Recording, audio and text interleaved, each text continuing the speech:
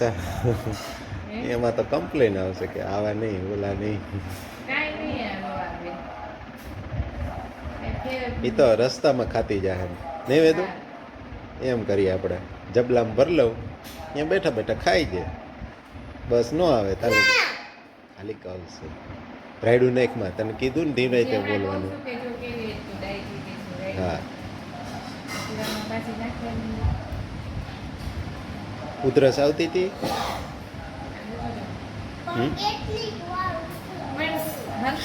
સીધી બેસ સીધા બેસ બસ હા થઈ ગયું જો વેદુ તો બહુ ડાય.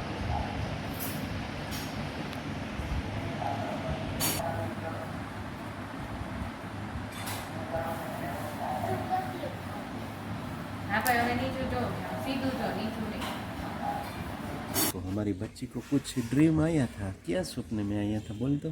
શું સપનું આવ્યું તું કેજી હે નથી ખબર કેને માં દીકરો હમણાં તો કહેતી હતી મને સપનું આવ્યું હતું. નથી ખબર. તો જય શ્રી કૃષ્ણ કહી દે. જય Shri Krishna. Good morning. Good morning. હા વેદુને આજે ભૂખ લાગી પણ બસ આવવાની તૈયારી થઈ ગઈ એટલે વેદુએ નાસ્તો બહુ ન કર્યો.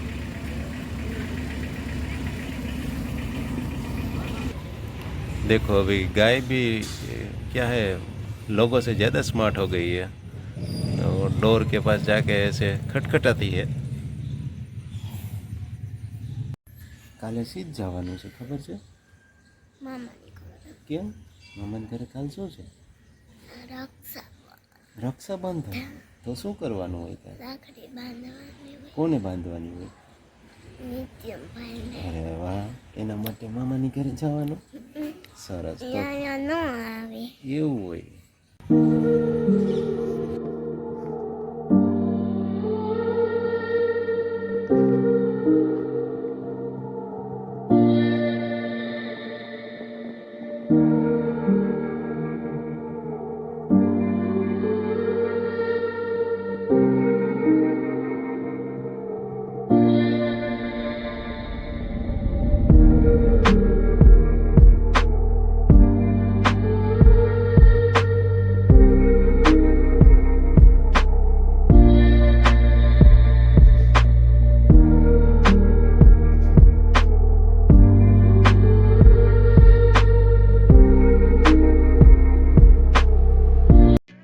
तो आज तो थोड़ा एटमॉस्फियर जो है वो थोड़ा खुला है. खुला मतलब थोड़ा जो पवन है वो है तो अच्छी बात है. थोड़ा वॉइस में भी आपको सुनाई दे रहा होगा थोड़ा नॉइस पवन का.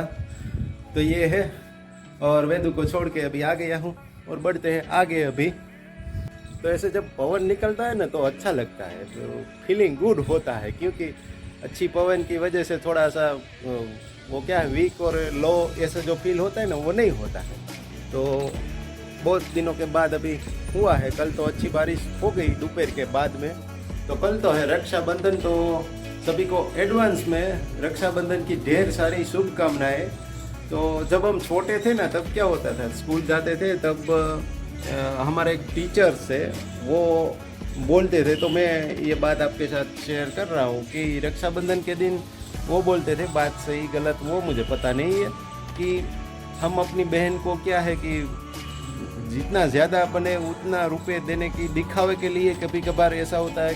कई बार वो क्या होता है कि भाई बहुत से होते हैं कोई बहन को तो किसी के पास किसी का भाई मतलब किसी की जो कंडीशन वो अच्छी होती है किसी की नहीं होती है. तो जिसकी जैसी कंडीशन उस तरह से उसको जो गिफ्ट है वो देते थे. पर एक्चुअल में हमारे जो सर है ना वो बोलते थे उस टाइम के कि जब बहन राखी बांधे ना तब उसको ₹1.25 ही देने चाहिए. फिर बाद में आपको जो देना है वो बाद में दे दीजिए लेकिन राखी के वक्त शगुन के रुपए ही देने चाहिए. ऐसे दिखावे वाले जो रुपए होते हैं वो नहीं देने चाहिए. ठीक है फिर बाद में आप दे दो कोई बात नहीं. तो ये थॉट उनका था तो मुझे अभी भी माइंड में है तो मैंने आपके साथ शेयर किया. अभी नाश्ता करते करते एक बात याद आई तो आपके साथ शेयर कर रहा हूँ. एक्चुअली में गुजराती में है तो गुजराती में बोलीश. ઘીમાં ચૂચૂતા 4 થી 5 લાડવા ખાખરાના પાનમાં રાખીને ખાઈ જતો માણસ એનો એ જ માણસ જ્યારે પૈસા આવી જાય ને એટલે ચાંદીની થાળીમાં ખાખરું ખાય. એ અમારા દિગંબર नहीं करके बैठ गया है। टाटा कर दे, टाटा कर दे मने, टाटा करीश मने। मुखास तो खाई लीधो, हवे टाटा कर दो। टाटा टाटा टाटा करो, नत करवा। आई एम हालो आ जो हो तू रमाया बोल थी रेम नास्तो कर ले। हाल बोल जो तारो मम्माए लई लीधो, जो तारो बोल आव्यो लई ले लई ले।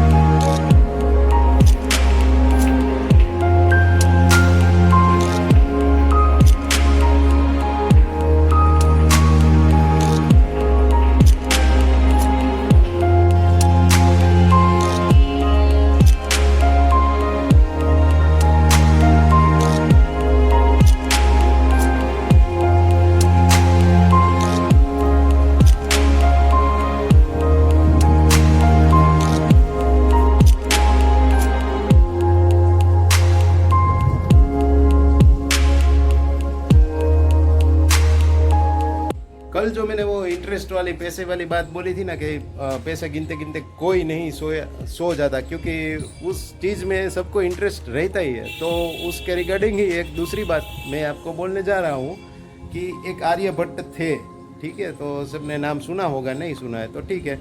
तो बहुत बड़े मैथमेटिशियन थे, जिसने क्या किया था वो एग्जैक्टली मुझे पता नहीं, लेकिन गणित के लगती बहुत सी चीज़ें का इन्वेंशन किया था।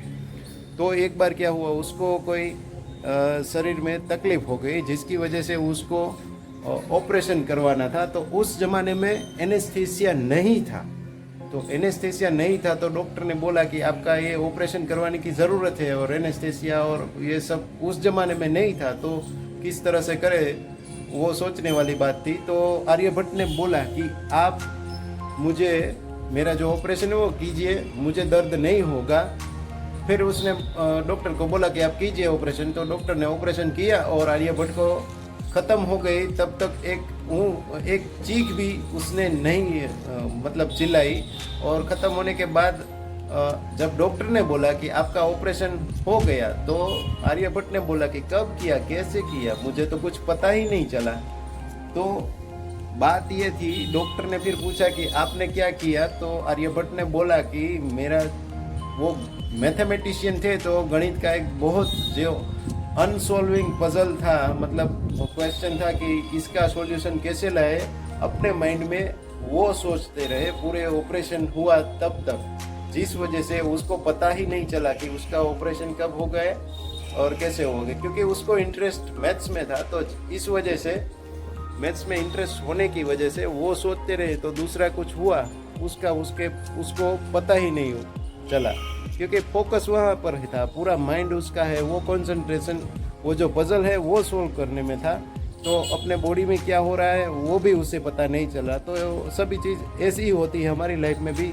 जब हम बिजी होते हैं ना तब ज़्यादा कुछ नहीं होता है, पर जब हम जैसे ही फ्री पड़ते हैं ना तब कहीं ना कहीं कुछ ना कुछ बात तो हो ही जाती कि यहीं दुख हो रहा है, यहाँ वहाँ, और यहाँ ये चीज़ हो रही है, वहाँ वो चीज़ हो रही है, तो वो ऐसा रहता है। तो ये थोड़ा लंबा वाला आज बोल दिया। तो thank you so much for watching my video till and. और अच्छा लगता है तो लाइक, शेयर और सब्सक्राइब बिना पूछे कर ही देना है, उसमें कोई पूछने वाली बात नहीं है। मिलेंगे अगले व्लॉग में।